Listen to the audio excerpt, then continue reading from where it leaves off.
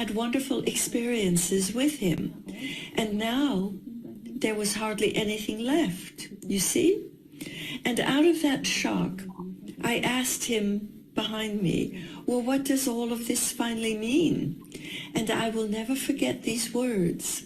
He said, all the things you loved from the heart, selflessly, uncalculatingly, devotedly, self-sacrificingly, out of love, and where you simply gave and also forgave, you can bring all that with you into eternity, because that is what will endure.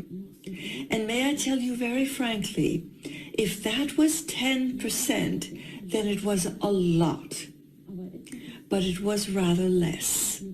And thereupon, images arose in my mind, scenes, most of which I had forgotten, but some of them, actually only a few of them, have remained in my memory. But most of his images that I still remember gave me the impression that they somehow have one thing in common, and that is, on earth, everyone would have agreed with me. They would have said, yes, you made the right decision, and you behaved well, and so on.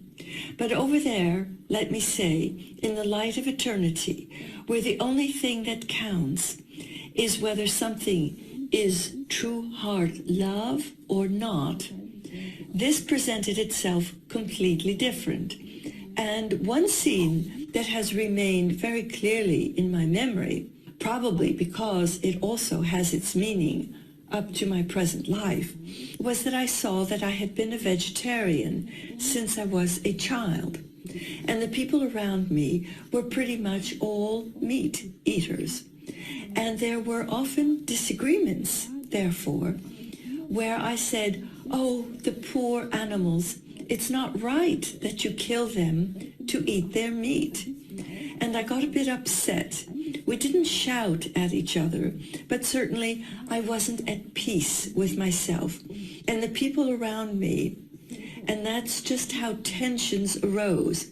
They weren't that strong, but notwithstanding, they were disturbing. And it now was quite interesting how this was being regarded over there, because I was upset. I had violated the law of love, peace, and harmony. And there were also some scenes that I became aware of again, and where I felt incredibly sorry for everything. And I have to say, out of this experience, there is no worse pain than the pain of remorse. And I felt so intensely, much worse than on earth, because over there, I, in general, experienced everything much more intensely in this state of being. To me, the body seems like a kind of buffer, whereby the emotions that we have on earth do have their intensity, but over there were experienced much more immediately, both the beautiful sensations and the painful ones. And actually, all I wanted to do then was to go back to earth, because I simply wanted to make up for everything. Well, now something else comes to my mind that is very important. Namely, I saw that the sorrowful times, when I had either suffered physically or simply times that were not so easy, when I also had suffered mentally, that over there, those times were totally precious. They seemed to me, let me say, like precious gems. They were really precious.